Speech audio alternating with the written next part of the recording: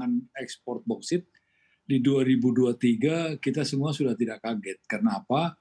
Karena memang undang-undangnya mengatakan begitu. Jadi sejak diundangkan Juni 2020, 3 tahun kemudian. Artinya akan berakhir di 2023, khususnya untuk ekspor. Nah, kalau kita bicara hilirisasi, beda lagi antara ekspor dan hilirisasi. Sebenarnya korelasinya nggak ada. Jadi kalau hilirisasi itu berdiri sendiri. Kenapa dikaitkan dengan ekspor?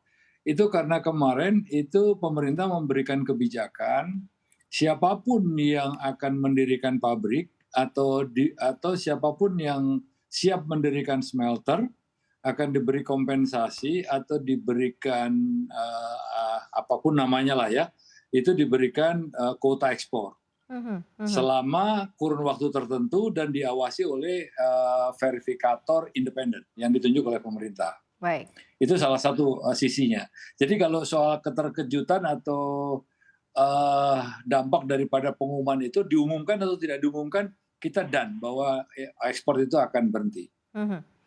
Masalahnya adalah, kalau dikembalikan kepada kesiapan industri, berarti industri secara keseluruhan sebenarnya sudah siap untuk larangan-larangan ini ya Pak Ronald ya? Itu kata pemerintah.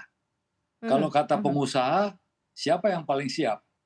Karena sekarang, kalau kita runut dulu ya, dari 2009 sampai dengan 2014 dilarang ekspor dengan Undang-Undang Nomor 4 Tahun 2009, itu yang bisa mengejawantakan perintah undang-undang hanya satu, WHW saja yang berdiri. Padahal pada waktu itu ada 136 pemegang IUP yang harusnya juga bisa berkontribusi untuk bisa mengejawantakan perintah undang-undang, yaitu hilirisasi dengan membangun smelter. Tapi kenapa nggak bisa? Ini kan perlu dipertanyakan. 2017 ada relaksasi, diterbitkannya permen, sehingga kita bisa melakukan kegiatan ekspor lagi. Yang ditambah dengan kemampuan atau fakta integritas untuk membuat smelter.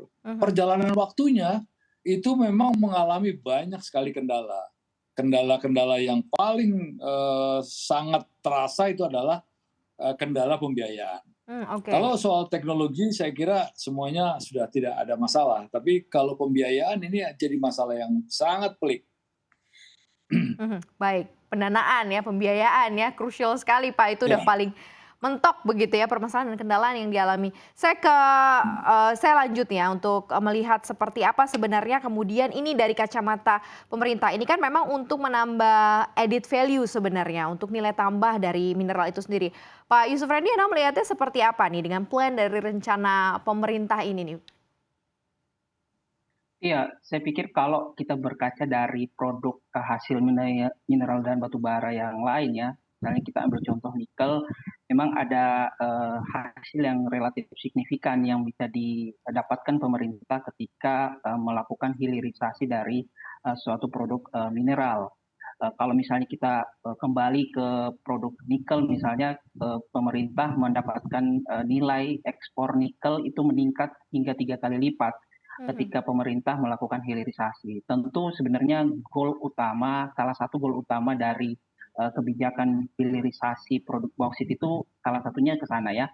Karena kalau kita melihat saat ini kan kita tidak bisa lagi mendorong produk ekspor dengan nilai tambah yang rendah, karena selama ini kita tanda kutip dirugikan dari produk ekspor yang mentah, karena sebenarnya kita bisa menghasilkan produk dengan nilai tambah yang lebih tinggi.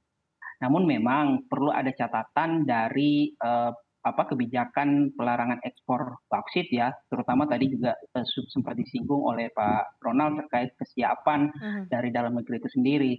Jangan sampai kemudian pemerintah sudah mengeluarkan kebijakan statement bahwa akan ada pelarangan ekspor, tetapi ternyata industri di dalam negerinya tidak siap, dan kemudian nanti ada perubahan kebijakan yang juga sebenarnya kita sempat lihat pada kebijakan hilirisasi nikel ya beberapa tahun silam. Inkonsistensi sebenarnya yang perlu dihindari dari kebijakan ini. Jangan sampai kemudian sekarang dilarang, kemudian ada dinamika dari ketidaksiapan misalnya dalam negeri, kemudian ini berubah lagi. Tetapi kalau secara potensi menurut saya memang perlu menjadi perhatian ekspor dengan nilai tambah lebih tinggi, termasuk di dalamnya nikel dan juga biji bauksit. Kalau Anda melihatnya seperti apa Pak Ronald dengan tadi statement yang disampaikan juga oleh Pak Yusuf Rendy, ada inkonsistensi begitu ya, ada juga harapan mungkin dari pelaku industri karena statement dari pemerintah kan industrinya sudah siap begitu ya. Anda melihatnya seperti apa Pak Ronald? Ya, saya kira sama ya pandangan saya dengan Pak Yusuf Rendy bahwa begini, kesiapan industri itu sama sekali kita belum siap. Kalau lihat dari pergerakan prosentase fisiknya itu sangat melambat karena memang banyak masalah yang timbul. Itu kalau dilihat dari proses sekarang sampai Juni, saya yakin betul bahwa tidak akan ada smelter baru. Kalau toh ada itu dipaksakan mungkin kira-kira satu, dan itu pun punyanya Antam. Karena apa? Karena memang tidak bisa dipersamakan antara nikel dengan boksit. Boksit itu tidak ada turunannya, artinya turunannya tidak ada tingkatannya. Jadi kalau boksit endingnya adalah alumina. Setelah alumina adalah aluminium. Kalau nikel itu ada tingkatannya, dan tingkatan itu bisa tergantung pada capex-nya masing-masing tingkatan. Tapi kalau boksit, capex-nya sendiri 1,2 miliar US dollar untuk 2 juta.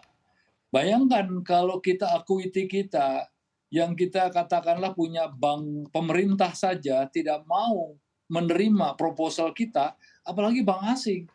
Kecuali kalau kita seperti mau berkaca pada 2012 waktu WHW membuat smelter, yaitu kita serahkan semua aja kepada Cina.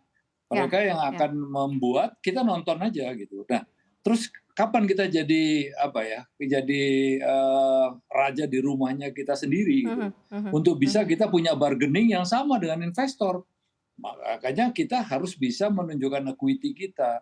Nah, untuk itu kan banyak persoalan yang harus kita diskusikan gitu. Duduk dulu, roadmap-nya dibetulkan dulu, baru kita bicara gitu. Kalau soal saya ingin menyatakan bahwa kita itu ingin mendapatkan ekspor lagi, ada dua sisi yang berbeda lah. Kita juga setuju. Hilirisasi itu, dan kami sebagai pengusaha hormat bahwa itu memang harus. Tapi tidak dipaksa dalam waktu yang tidak ada hitung-hitungannya gitu. Karena memang masalahnya demikian kompleksnya, apalagi situasi dunia saat ini kan seperti diketahui juga tidak baik-baik amat gitu ya. Terus kedua juga keadaan keuangan dunia juga tidak baik-baik amat. Bagaimana mungkin kita menarik uang sebesar itu gitu untuk bisa berinvestasi di Indonesia dengan lancar, apalagi ketidakpastian hukum. Kalau di Cina, kalau kita berkaca di Cina, kita bisa semua tinggal bangun aja, ada yang ganggu pemerintah urusannya, ada pelabuhannya, ada listriknya. Kami ini merintis di hutan rimba dari awal yang